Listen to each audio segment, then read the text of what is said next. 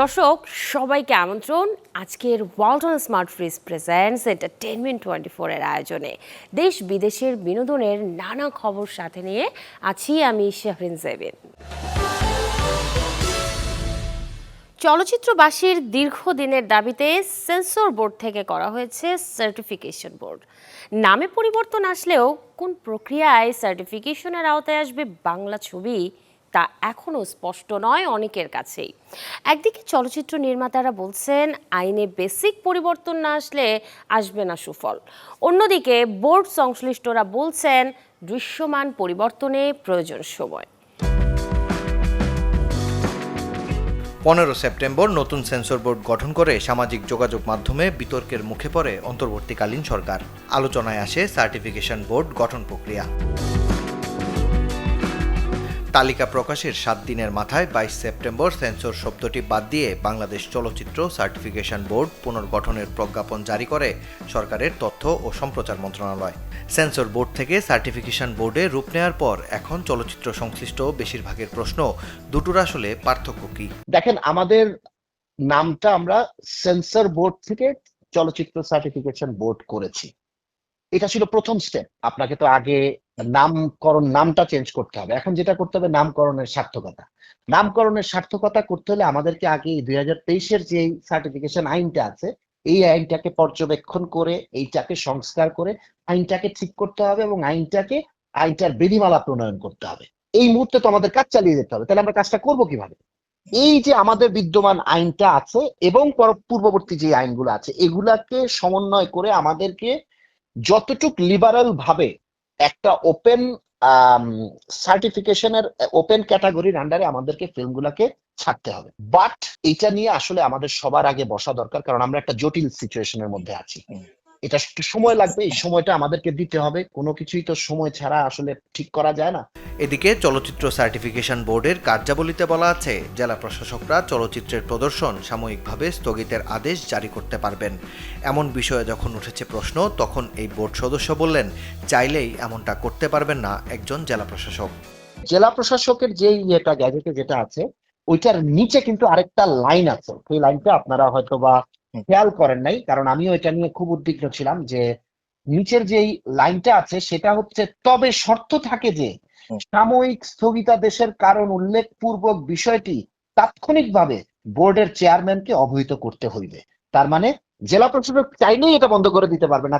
এদিকে চলচ্চিত্র গবেষক মতিন রহমান মনে করেন, সার্টিফিকেশন বোর্ড যেহেতু নতুন গঠিত হয়েছে তাদেরকেও যৌক্তিক সময় দিয়ে সহযোগিতা করতে হবে। অন্যদিকে নির্মাতা অপূর্ব রানা বলেন, আইনে বেসিক পরিবর্তন যদি না হয় তাহলে এই পরিবর্তনের কোনো মূল্য নেই।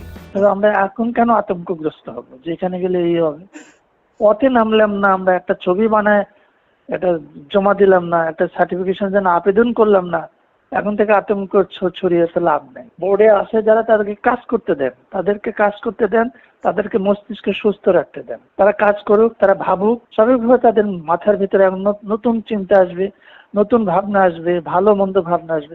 এগুলো তো ভাই মানুষদেরকে দিতে হবে ভাই। এখন এটা হবে সেটা হবে বলে যদি আতঙ্কগ্রস্ত করে এটা আন্দোলন করে আবার এটা যদি আটকায় দেন, এটা দেওয়া ঠিক হবে না ভাই। সার্টিফিকেশন বোর্ড গঠন হওয়া তো অবশ্যই এটা আমাদের জন্য একটা আশাব্যঞ্জক ব্যাপার। সার্টিফিকেশন বোর্ড গঠন হইলো বেসিক্যালি যে আইন কানুন নিয়ম কানুন গুলা ভিতরে কি আছে এটাও একটু নির্মাতা হিসাবে এবং চলচ্চিত্রের একজন আমরা কর্মী হিসাবে আমাদের ওপেন বা জানা উচিত যে কি কি পরিবর্তন হয়েছে। যে যদি বেসিক কোনো পরিবর্তন না হয়ে থাকে তাইলে সেটা তো আর কোনো লাভ হবে না। মতিন রহমানের মতোই নবগঠিত চলচ্চিত্র সার্টিফিকেশন বোর্ড সদস্যরাও চেয়েছেন সহকর্মীদের সহযোগিতা। আমি সবাইকে এটাই বলবো যে আপনারা একটু ধৈর্য ধরেন, আমাদের উপর বিশ্বাস রাখেন এবং আপনাদের সহযোগিতাটাই আমাদের লাগবে। আপনাদের সাহায্য এবং আপনাদের মতামত এবং আপনাদের ওপিনিয়ন সবকিছু নিয়েই কিন্তু আমরা আসলে সংস্কার পদ্ধতিটাতে যাব। বাট যেহেতু আমরা কাজ শুরু করতে পারিনি, কাজটা আগে আমরা শুরু করি। আমরা আপনাদেরকে সময় হলে সবই জানাবো। আশা করি আপনারা আমাদের সাথে থাকবেন, আপনাদের বিশ্বাস আমাদের উপরে থাকবে, আপনাদের সহযোগিতার সাথে থাকবে। সেই বিষয়টাকে আমরা সবাইকে নিয়ে আলোচনা করে তারপরে আমরা একটা পর্যায়ে মতামত নিয়ে বা সেই জিনিসগুলোকে নিয়ে আমরা একটু দেখব কিভাবে এটাকে সুন্দর এবং স্বচ্ছভাবে সবার অংশগ্রহণের ভিতর দিয়ে যেন এটা করা যায়। চলচ্চিত্র সংশ্লিষ্টদের আশা, চলচ্চিত্রবাসীর কথা বিবেচনায় রেখেই কাজ করবে সার্টিফিকেশন বোর্ড, যেখানে সকল চলচ্চিত্র নির্মাতা পর্দায় গল্প বলায় পাবে পূর্ণ স্বাধীনতা।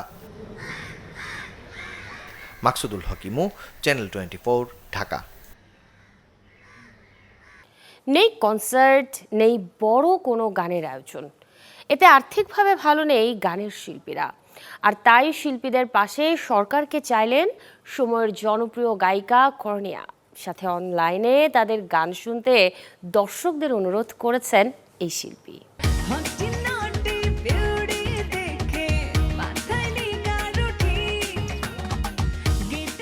তরুণ প্রজন্মের আলোচিত ও ব্যস্ত কণ্ঠশিল্পীদের একজন জাকিয়া সুলতানা কর্নিয়া। শিল্পী হিসেবে পপ, ফোক, রোমান্টিক সহ প্রায় সব ধরনের গানই আছে তার পারদর্শিতা। 2012 সালে সঙ্গীত বিষয়ক রিয়েলিটি শো পাওয়ার ভয়েস থেকে উঠে আসা এই শিল্পী শ্রোতাদের কাছে কর্নিয়া নামেই বেশি পরিচিত। দেশের বর্তমান পরিস্থিতিতে মঞ্চে কনসার্ট না থাকায় তার ব্যস্ততা নিজের গানে। আমার অলরেডি দুটো গান কিন্তু স্টকে আছে। একটা সফট গান আমার আছে, যে গানটা অলরেডি মিউজিক ভিডিও ডান। অডিও তো অনেক আগে ডান ছিল এবং মিউজিক ভিডিও ডান। প্লাস আমার আরও একটি গান আছে যে গানটা আমরা ডুয়েট করেছি, ফোক গান। সেই গানটা আসলে সবকিছু মিউজিক ভিডিও হয়ে গেছে, বাট এখন শুধু অপেক্ষা হচ্ছে গানগুলো রিলিজের ক্ষেত্রে। আর বেশ কিছু গান আছে যেগুলো ভয়েস দেব। ইনফ্যাক্ট আমি চিন্তা করেছিলাম আমি কিছু কভার সং করবো, যেগুলো আমার পছন্দের কিছু গান আছে, যেগুলো গান আমি আমার ইউটিউব চ্যানেলে ছাড়তে চাই। দেশের পরিবর্তিত পরিস্থিতিতে স্টেজে অনুষ্ঠান না থাকায় বিপাকে গানের শিল্পী কুশলীরা। পরিস্থিতি উন্নয়নে বর্তমান সরকারকে সঙ্গীত শিল্পীদের পাশে থাকবার আবেদন এই শিল্পীর।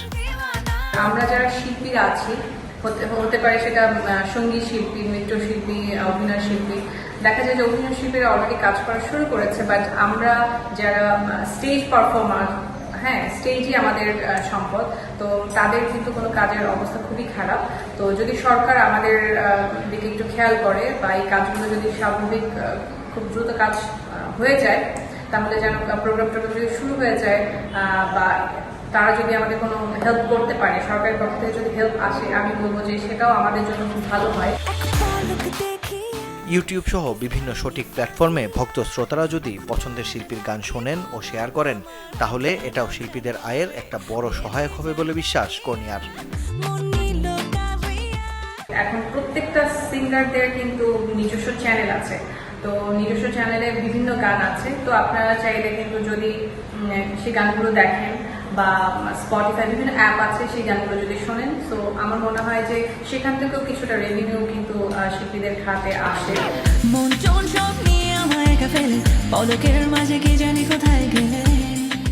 তরুণ এই শিল্পীর চাওয়া ভালো কিছু গান দিয়েই তিনি দর্শক শ্রোতাদের হৃদয়ে বেঁচে থাকতে চান অনন্তকাল।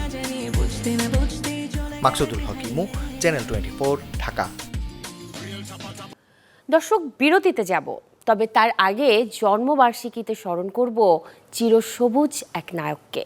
মাত্র 42 বছরের জীবনে যিনি করেছেন অভিনয়, গেয়েছেন গান, পাক বাহিনীর বিরুদ্ধে লড়েছেন মুক্তিযুদ্ধে। বলছি জাফর ইকবালের কথা। জন্ম 1950 সালের 25 সেপ্টেম্বর ঢাকায়। তার অভিনীত প্রথম ছবি আপন পর মুক্তি পায় 1969 সালে। অবশ্য অভিনয়ের আগেই গান দিয়ে এই ছবির পরিচালক খান আতাউর রহমানের সাথে পরিচয় হয় জাফর ইকবালের। এরপর অংশ নেন স্বাধীনতা যুদ্ধে। ক্যারিয়ারে অভিনয় করেছেন 1.5 শতাধিক সিনেমায়। তুমুল জনপ্রিয়তার মাঝেই 1992 সালের 8 জানুয়ারি ব্লাড ক্যান্সারে আক্রান্ত হয়ে মারা যান জাফর ইকবাল। 74তম জন্মবার্ষিকীতে তার প্রতি থাকলো শ্রদ্ধা, ভালোবাসা। ভালোবেসেই বিয়ে করেছিলেন বয়সে 10 বছরের ছোট মহসিন আক্তার মীরকে, কিন্তু সেই ভালোবাসার বন্ধন টেকাতে না পেরে সংসার জীবনের 8 বছরের মাথায় হাঁটছেন ডিভোর্সের পথে। বলছি বলিউড অভিনেত্রী উর্মিলা মাতোন্ডকরের কথা। মনের এবং মতের অমিল হওয়াতে ডিভোর্সের সিদ্ধান্ত নিয়েছেন বলিউডের এই নায়িকা। যদিও ডিভোর্সের সঠিক কোনো কারণ খোলাসা করেননি অভিনেত্রী নিজে বা তার স্বামী, তবে এই বিচ্ছেদের সিদ্ধান্ত যে দুজনের সমঝোতায় হচ্ছে না এটা বলিপাড়ায় সবারই জানা। এবং ডিভোর্সের জন্য উর্মিলা একাই ফাইল তৈরি করে জমা দিয়েছেন কোর্টে। এর আগে 2016 সালে অনেকটা গোপনীয়ভাবেই মহসিন আখতার মীরের সাথে 4 হাত এক করেছিলেন উর্মিলা। মাসখানেকের ব্যবধানে আবারও ওয়েব ফিল্ম নিয়ে হাজির হচ্ছেন বলিউড ডিভা অনন্যা পান্ডে। CTRL নামের যে ছবিটি পরিচালনা করেছেন বিক্রমাদিত্য মটওয়ানে। 4 অক্টোবর থেকে নেটফ্লিক্সে স্ট্রিমিং হবে থ্রিলার ঘরানার মুভি CTRL। এই ছিল Walton smart fridge presents entertainment 24 এর আজকের আয়োজনে। বিনোদনের সব খবর জানতে ভিজিট করুন আমাদের ফেসবুক পেজ এবং ইউটিউব চ্যানেলে। কাল ঠিক একই সময়ে আবারও দেখা হবে। সেই পর্যন্ত সবাই ভালো থাকুন, সুস্থ থাকুন, অবশ্যই চ্যানেল 24 এর সাথেই থাকুন।